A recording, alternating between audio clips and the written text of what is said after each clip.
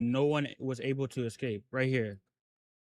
Insane story of Serbia's human slaughterhouse. No one was able to escape. From the outside, this house in Serbia looks like a regular apartment building. All right, let's get it. The Fern kind you'd has some walk past fire without giving it a videos, by the way. It's peak, so let's get it. second glance. But if you step into the garage and slip through this tiny hidden hatch leading down into the basement, suddenly you're standing in an eerie white room. Well, What? white except for these small stains on the walls. Ooh. The floor is covered with dark tiles, and at the back of the room stands a large machine. This room This is where they grind the bodies up. They're gonna grind it into meat, and then he's gonna put it in the bucket. Yo, imagine getting grinded up alive. How long would you be alive for before you would be dead? Like, how far? Like, because I know, would you die from pain or would you die from bleeding out or whatever it is? Like, I really want to know. is used by the Balkan Mafia. They kidnap their enemies and bring them here, allegedly torturing and killing them. But bodies are evidence, so they make sure there isn't any, reportedly with the help of an industrial meat grinder. Yep. I think their motto was that if there's no body, there will never be possible to prosecute us. This is the story of one of Europe's most notorious crime networks and their human slaughterhouse.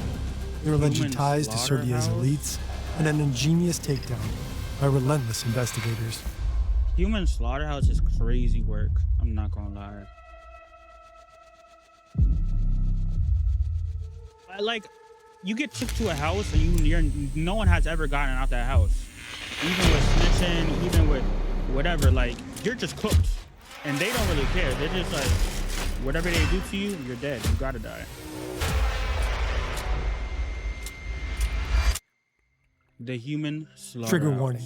This video contains graphic descriptions of violence as well as references to disturbing material.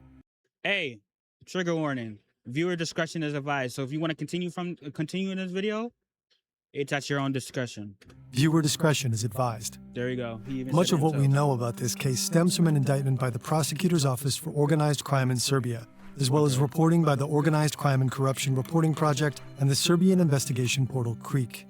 Their Creep. work has been crucial in That's so bad. I was about to say Kirk.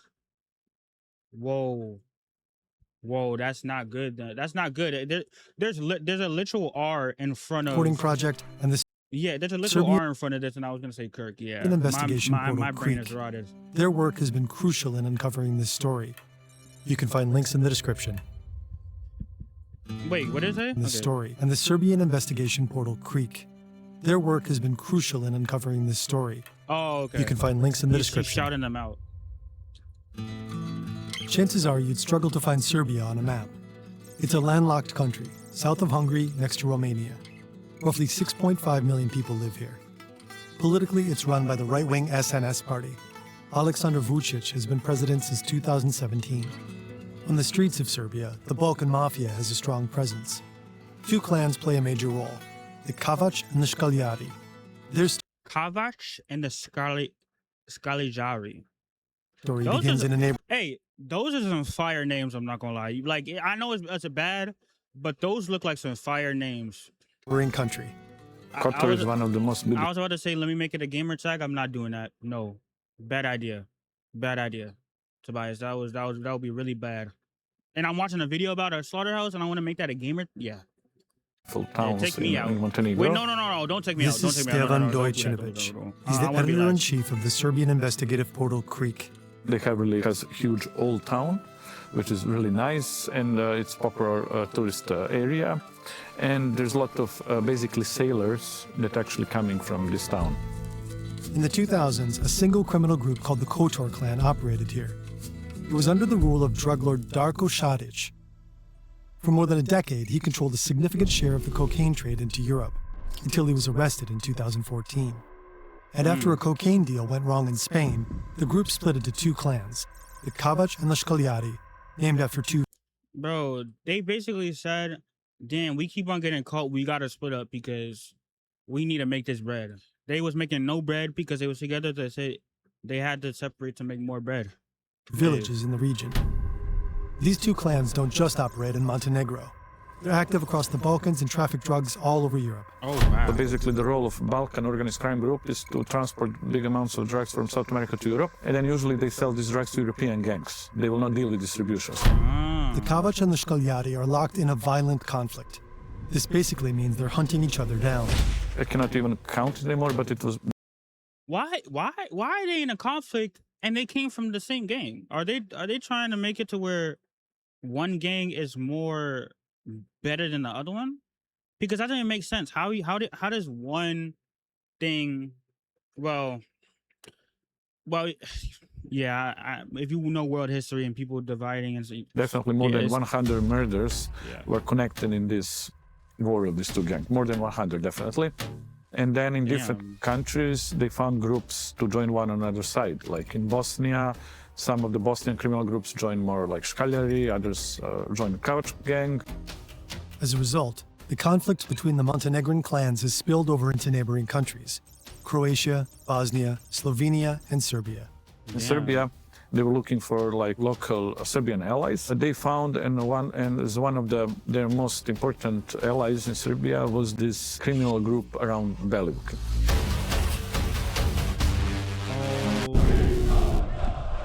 In Belgrade stadiums, hooligans set the tone. Loud, aggressive, and powerful. One of them is Veliko Belivuk. In 2016, he's a member of a hooligan group called Janičari. They were a football hooligan group who suddenly appear out of the blue and become very important on the stadium of football club Partizan. Oh, so they're CCTV good people. footage shows Belivuk and others beating the bodyguard of the director of FC Partizan. Oh, never. I just tried to make a positive, and then now they're literally just beating the shit out of this guy. Literally that statement didn't grow at all. It instantly just.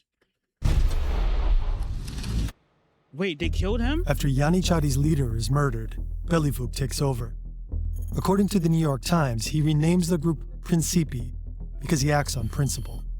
But the name also carries an Right, association with Gavrilo Oh. Princip, a nationalist whose assassination of Archduke Franz Ferdinand of Austria set off Oh, World no, War I. This happened years ago. Why am I worried? Over time, Belivuk transforms. He's no longer just a leader of hooligans. He became one of the top allies of Kavač gang. Principi begins to operate as a major outpost for the Kavač. In 2020, the war between the Kavač and the Shkaljari is still raging. Belivuk and his group play their part in the war on Serbian soil. And they come up with an idea, one that takes the violence to a whole new level. They start looking for a place to kill and destroy the evidence. They found a house which was very close to the river on the outskirts of the Belgrade. This building will become their slaughterhouse. Inside, they set up a torture chamber. This is where they'll bring their victims, mostly members of rival gangs. So it's really perfectly hidden. Inside of the house was like normal. How bad does this house smell? Because I know they be shredding people up, turning into minced meat. But how bad does this house smell? Because you know how many, like, if this whole house is like a slaughterhouse and they're just killing people, wouldn't it smell like just flesh and blood the whole time? Like, wouldn't it? But it's secluded, so it's not like it'll be like fumes going out. But like that house must smell disgusting and rank because of the amount of times they've done it. Small I house. have to. But if you manage to open this wall, then you have small corridor, and then what waits you under the stairs will be like a big room, which will be usually wrapped into the plastic, prepared for the murder, and with one chair. That's all. For me, more scary part than this was actually how they were like bringing victims. Most of these people actually lured inside of the house.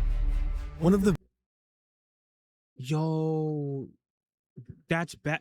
Wait, so wow. victims is a man we'll call Luka Luring Maric, into the house? not his real name.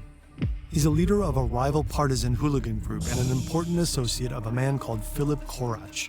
Now, Filip Korac is an important organized crime figure from the Serbia who sided with Shkaljar gang. That means Luka has ties to the enemy. In August 2020, his wife is making dinner and feeding their two babies. Luka heads out to buy guns. He was afraid for his life that moment. So he kind of felt something could happen. He wanted to buy new guns, most likely in order to better protect himself. According to the indictment, he meets a friend he trusts on a dirt road beside an empty field. Luka doesn't know it yet, but his friend has betrayed him. The meeting is a trap. Belivuk and his gang are waiting for him. Their modus operandi would be to find the person which is very close to you, which then they will make to shift the sides and start working with them. And then they will use somebody you trust to actually lure you. So this happened in this case. They jump him, tie him up, and take him to the slaughterhouse. Then they drag him inside, force him. That's L-Mans. That's L-Mans, bro. That nigga slimed his day one. He really slimed his day one out. And he's actually gonna get, he actually, like, that's slime. He's gone. Like, there's no coming back, bro. And his wife to and unlock kids. his phone and go through his contacts. The first moment Damn, he understood it, basically. Yeah, he's dead. He's done. According to the indictment, Belivuk and his gang begin to torture him. Afterwards, they behead Luka with an axe. They use his blood to write on his back, courage, which was kind of basically a message for this boss, Philip Courage.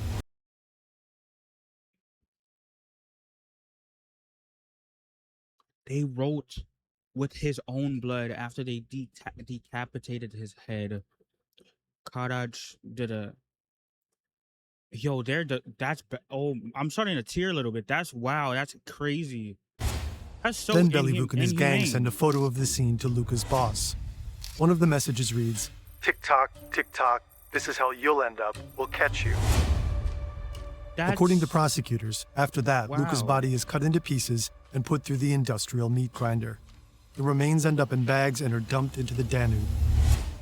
River was the kind of final stage of dismantling the body, which started inside of the house when they were basically chopped the bodies and grind them through this machine until they literally become, let's say, mush. liquid in a way, because then this liquid basically throwing in the river, which fishes eat. So literally, there was not even like small bone, anything that could be found. Then the Wow. bags, along with the victim's clothes and belongings, are burned. They decide to run the slaughterhouse because they believe that's the most efficient way to kill people and not leave the traces. In the end, the whole thing was about efficiency and hiding any traces. And actually, it was efficient in a way that till today, no body was recovered. I think their motto Wow. was that if there's no body, there will never be possible to prosecute us. Luka is neither the only nor the last alleged victim of Belivuk and his group. Zdravko Radojevic was lured in a similar way, with the promise of buying a gun. The prosecutor claims he also ended up in the meat grinder. And then there's Milan Lapoja. Milan Ljapoje was the highest level criminal who was killed in the slaughterhouse. He was like some old school mafia guy. He first made headlines in 2007.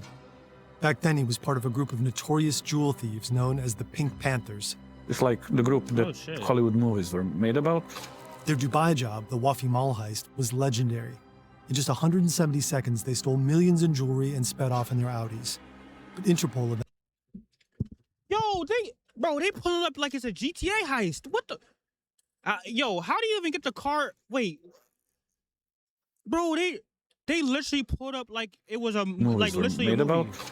Their Look Dubai at him, job, the Wafi backwards, Mall bro. heist, was legendary. He was doing it In backwards. just Look, he's 170 Swift. seconds, they and stole just millions jumped in out. jewelry and sped off Yo, in their bro, they was Audis. on a Interpol mission. eventually caught They up was with on them. a mission, gang. DNA Oh, evidence wow. linked Lapoja to the heist. He was ultimately arrested and sentenced to 9 years in prison. After that, he returned to his hometown in Serbia and got in bed with the Školjadi clan. By 2020, he had a new job. He took role in one attempt to murder the leader of Kavač gang, Radoje Zvicer, in Ukraine. He was shot a couple of times, but he managed to survive. Lapoja was allegedly Yo, In Ukraine, he was shot a couple of times, but he managed to survive. He's this close and you're shooting him right here. You're shooting him and he survived from this. Gang, you don't miss from that range. Unless he didn't hit no why am I giving tips on how to murder somebody when I would not do that? You know, like I don't think I would. You know what? Let me shut up. Let me shut my black ass up. Lapoja was allegedly involved in planning the attempted killing. Now the Kovac clan wants revenge. I'm not gonna kill Like nobody. Luka, So Lepoya feels threatened. He starts looking I'm for just extra saying. protection and I'm just considers saying. buying an armored car. Belivuk and his gang hear about that and lure him into a trap. And they call him to come to this house in Ritopek. Instead of buying a car, he too ends up in their torture room. And it's interesting how he reacted. So he was down in this chamber. He saw they came with the axe to chop him. He reacted in a way like, well, what do you do? He said, like, this is very bizarre. I'm not for this kind of stuff. And he said, I'm for like, we can do fist fighting, we can shoot with the guns, but this thing, no. And this is really interesting because you can see really kind of big difference between his older generation. These new young guys were like kind of very much brutal even. Stevan calls Belivuk and his group a millennial mafia, a generation of criminals that doesn't just kill but turns violence into a spectacle. And though Lepoya fights for his life, there's no escape. But how do we know all of this? Oh, that's cool. Time to talk about Sky. Sky Global was founded in Canada in 2008. The company runs an encrypted messaging network, and it sells phones that come with this ultra-secure network pre-installed. A lot of users switched to Sky phones after a similar encrypted phone provider was taken over and then shut down by the authorities. Oh. The camera, microphone, and GPS are all disabled in Sky phones. The encrypted messenger Sky ECC is hidden inside the calculator app.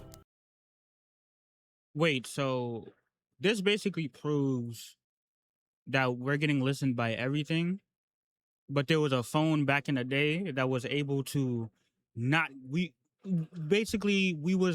were not able to get spotted by any authorities because that phone literally would block everything. And that's actually privacy. Why can't we do that now? Why can't we do that now? Well, we can't do that now because niggas will start doing shit that's bad for the world, and nobody will know where it came from because of this. That's a bad idea, bro. Bad idea. Users access it by entering a specific code. And then you use your nickname, which you create, to communicate with other nicknames through this Sky network. So it was basically a way how basically criminals can speak. You can choose for your messages to though. automatically That is delete. cool. If the phone isn't used for a certain period of time, it'll erase itself. There are also features like a panic password and a kill switch. The phones can be accessed remotely to instantly wipe all data from them. The company is so confident in its privacy protections that it offers $5 million to anyone who can break their encryption within 90 days. Oh, that's crazy. Sky phones are perfect for people who value privacy above all else. And they're quite popular with criminals. Is there still Sky phones? Let me see. Sky phones. Oh, wait, there is? They still exist. Wait, is this Sky phone? Is this the Sky phone? With the grand finals on the line. I think it is a Sky phone. Oh, they still exist. Oh, wow. How much does it cost?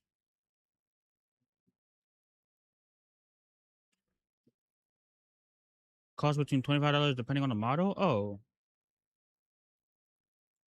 Oh, wait, no, never mind. This is not the... That's... Oh, yeah, never mind. Never mind. They don't got it. Still. Back to the video. You can't just walk into a store and buy one. They're distributed through a complex network of distributors and lower-level resellers. This man, known as the Smiling Butcher, claims he was one of them. So he literally worked for the Sky company and selling their phones. It's unclear whether he worked for Sky Global in any official capacity, but he's the tech guy for Belivuk's Principi hooligan group, and he makes sure they conduct their business via the Sky network. Belivuk and his henchmen share messages and photos in group chats on Sky ECC. They think they're safe, but they aren't. Ooh, he's getting chopped up in the back. In the late 2010s, police find more and more Sky phones in the hands of criminals, so they begin investigating the network behind them. Authorities in the Netherlands and France discovered that the global Sky communications network mainly runs through two servers. They're both located in a data center of the hosting company OVH in northern France. French authorities install an IP tap on the servers to monitor their traffic. The traffic is encrypted, so they can't read messages yet. But analysts find a way to copy the server's memory. Oh, wow. Through that, they obtain an encryption certificate. Using that certificate, French, Belgian, and Dutch authorities develop a method to decrypt Sky ECC's communications. Damn, and they got caught like that? This allows them to read the user's messages. In 2021, a joint team of European law enforcement agencies gets to work. They spend several weeks reading Sky chats in real time. It's a rare moment. To them, it feels like standing outside in the dark, peeking inside a house, when suddenly, someone turns on the lights. More than that, it feels as if they're suddenly sitting at the dinner table with the criminals. The authorities intercept approximately 1 billion messages. According 1 billion messages? Well, that's a lot of messages. Yo, that's like the Epstein file. Yeah, bro. That's mad messages. And also, they could see where you're sitting at your dinner. Yo, wow, they just caught them red-handed without them knowing, and they thought, wait, are they gonna get offered the money? Is the government gonna get the $5 million that they said that they won't get hacked into? I hope they do, because they hacked into it. You know, like, y'all niggas suck. to law enforcement, about 170,000 Sky phones are registered worldwide. Each month, roughly 70,000 users actively communicate on the platform. Oh, wow, that's a lot. Some of are located people, in the bro. Americas, but most are in Europe. About a quarter of all active users Wait. are based in Oh, Belgium okay. and the Netherlands. In the Americas, they probably wasn't using it for the same things that, you know, people in Serbia and all these countries was using. Okay, that makes sense. Many of their messages, police say, cluster around one specific place, the port of Antwerp. We've already made a video about how Antwerp's port has become Europe's main gateway for cocaine, and how cartels recruit miners to break into containers and retrieve drugs for them. But a lot of other messages the authorities read come from an entirely different region, the Balkans. They also stumble upon the communications of Belivuk and his gang, and what they uncover is horrifying. The prosecution has collected the nicknames that the criminals used in the app. In one of the chats, Belivuk, using his nickname Soprano, writes, "I can't wait to strangle him." And, "See, honey? Mexico in the middle of Belgrade." What? Even when he's not around, he seems to be asking his men to describe the torture at length. "Don't skip those juicy details for me." That nigga a freak. Nigga talking about don't skip the juicy. Yo, bro. He's more than a freak. That man's a psychopath, psychologically cooked. What? Talking about the details. He's about, yo, the way that I chopped him up and we made sure he didn't die at first so we could scream, and he probably is getting hard from just hearing that, bro. Yo, bro, yo. In the chats, Soprano approves kidnappings and killings with short messages. "We're for it." The smiling butcher writes, "He has already lost a finger and is badly ruined. But the idiot thinks he will get out. I've already skinned him well." And, boom, Mar hits him in the head. He got a brutal beating by them, bro. He was already seriously unconscious. Afterwards, bro, he was all black. He didn't resist much, didn't cry, nothing. He was in terrible shock. He was all black? The authorities see all the pictures the gang shares. They beat that man up until he was black? That means, oh, wow. In their chats, wow, they screenshots of Bitcoin transfers to pay off hitmen, fake identity documents, bundles of cash, weapons, shipments of cocaine, and disturbing photos of torture. Police can see all this evidence because Belivuk and his gang didn't delete the photos. Because, you know, the Sky is a system every month basically cleans everything. So in order to save these photos, in the end of the month, they were always sending them to somebody from inside of the gang just to keep them saved. So they really wanted to keep these messages. It's weird, but in a way, how they found the house, how they built the house with this secret corridor, how the careful was not to leave any traces, that they did everything like so carefully there, and they were like taking and saving these photos was major evidence. And that's kind of really interesting element to the whole thing. Yeah, it's really interesting because why would they keep all that evidence, keep the pictures, but always make sure the stuff is deleted, like the messages? Like, why would they do that? It doesn't make sense because they were so careful to dispose of the bodies, no evidence, but you want to keep pictures and now you got cooked because of that? That's not very smart of them. Or that was not really smart because they were so careful with everything else, but when it comes to that, they sold. French authorities informed the Serbian police about the chats. As a result, Belivuk and part of his gang are arrested. They're charged with criminal association, multiple aggravated murders, drug and arms trafficking, kidnapping. Yo, this man probably, bro, he probably woke up from a nap. Where's it at?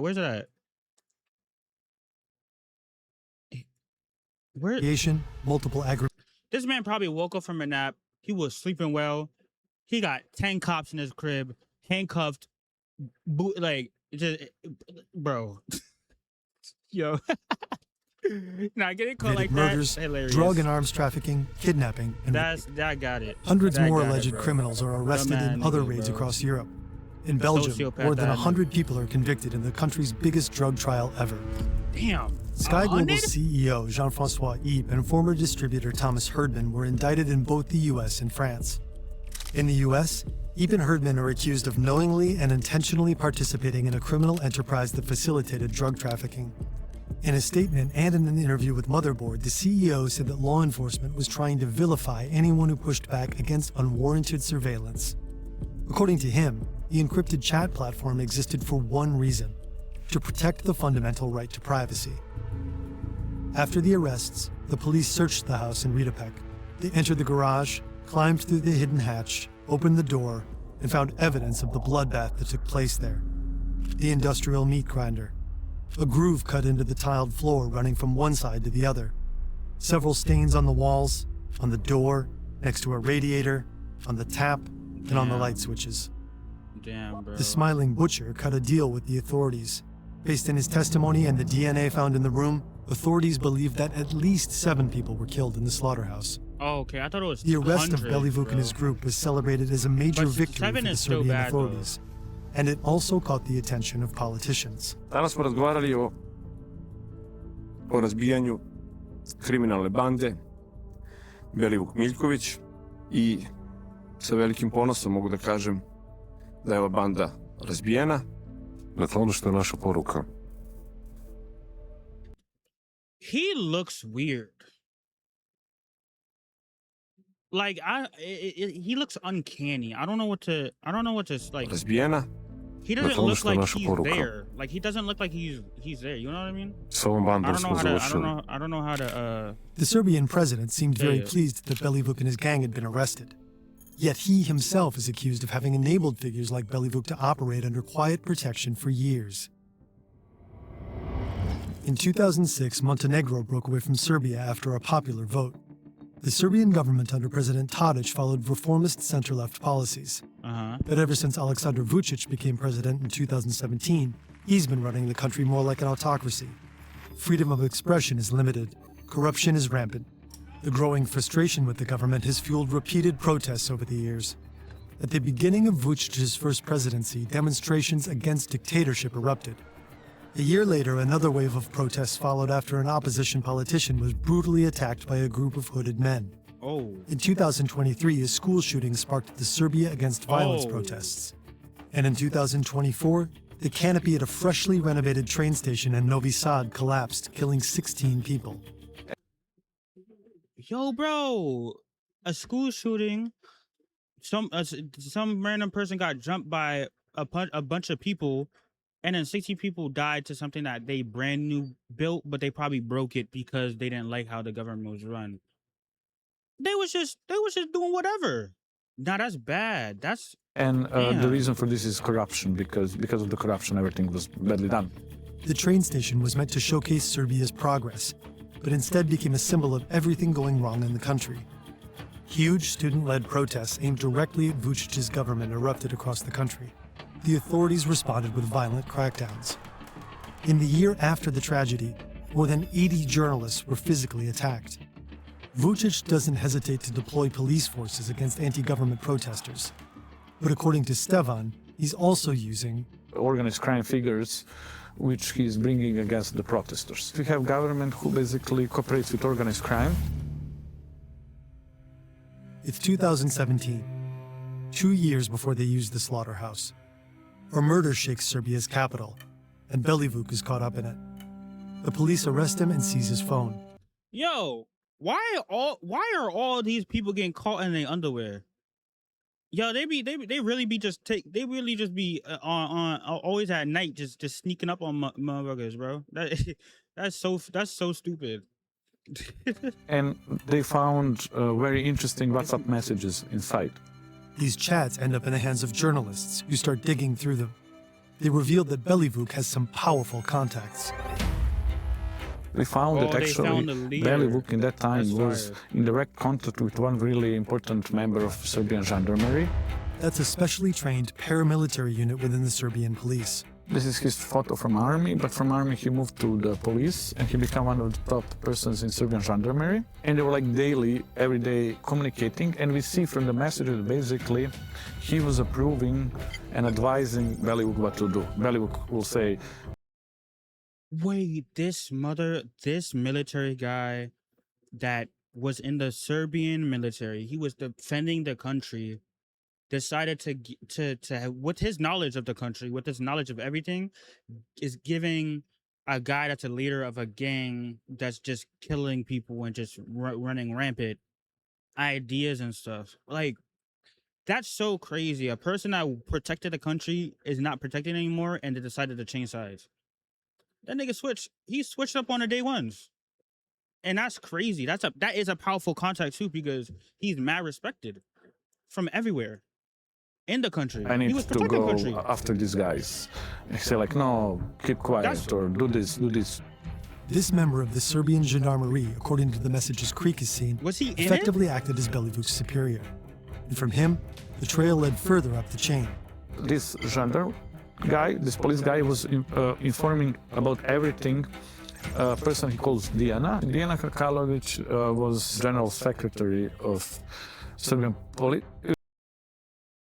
Wow, and then they got the Serbian police too. So that means they were just chilling, bro. They didn't have to. They wasn't scared. Like, they could do anything because they got the Serbian police on their side.